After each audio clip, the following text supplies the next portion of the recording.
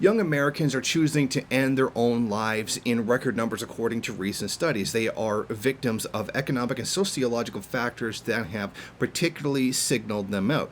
This is even above the nationwide surge in so-called deaths of despair. Suicide rates among teens and young adults aged 15 to 24, the older end of Generation Z, spiked in 2017, reaching their highest point since 2000, according to a study published Tuesday in the Journal of American Medical Association.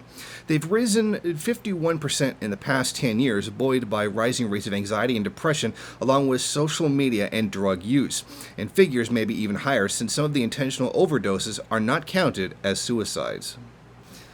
Now, the studies do show that teens and young adults are facing, depression and anxiety in higher rates than have been seen in previous generations since these records have been kept. And now multiple studies in the last several years have noted the major contributing factors that social media actually makes both of these conditions even worse. They actually end up creating a self-perpetuating feedback loop that can have these kind of tragic consequences. In other words, the age of bullying in these social media age, which is something that I'm very glad did not exist when I went to high school. Now, drug-related deaths among ages 18 to 34 have increased 108% since 2007, before the Great Recession. Well, alcohol-related deaths are up 69%. Suicides are up 35%, according to a report published last week by Trust for America's Health. This generation of Americans is the first to experience a markedly lower standard of living than their parents, the baby boomers who grew up in the prosperous fruits of the post-war economic boom. Largely, this is attributed to multiple rounds of tax cuts for the wealthy, and corporations destroyed the government's revenue base. And perhaps unsurprisingly, economic inequality has grown to exceed even rates seen during the Great Depression.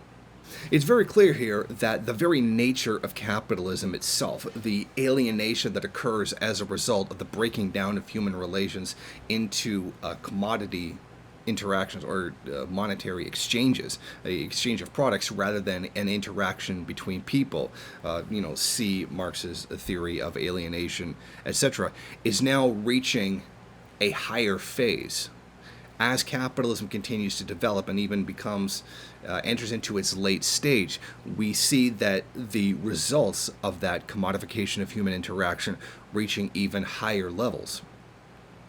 Now, add on top of this the coming crisis that everybody knows is coming, regardless of what political or economic stripe you happen to subscribe to. It's very clear that there is a crisis coming, and everybody knows it. Now, we've seen the decline, the one that's occurred since the Great Recession and probably started even before that. I would argue since around the signing of the NAFTA agreement. But that has become accelerated in the last several years as corporate profits, particularly those with finance capital or fictional values, etc., have reached higher new points. That means that there has been less of a generation of value in the productive sector, and more of the money has been shifted into the fictional value sector, which would be the financial sector in general. Now, because of that, many of the opportunities that people had in previous generations have now disintegrated. They're now no longer there. People are seeing that they're coming out of school, and that whole line about this being the greatest country in the world, and I include myself as a Canadian in that, we're told the same thing. This is the greatest country in the world. There's infinite possibilities for anybody who's simply willing to work, and therefore anybody who doesn't want to work kind of nonsense. Now, we're seeing that. We're seeing the disintegration of that. The whole idea of what is America, the idealized American dream, etc. And it appears that people now are starting to wake up from it.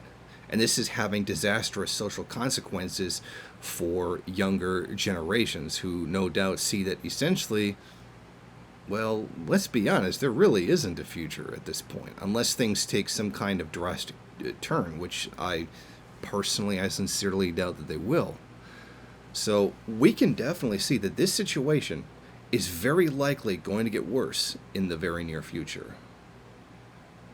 Thank you for watching. If you like this program, then please head over to my Patreon page and set up a monthly donation.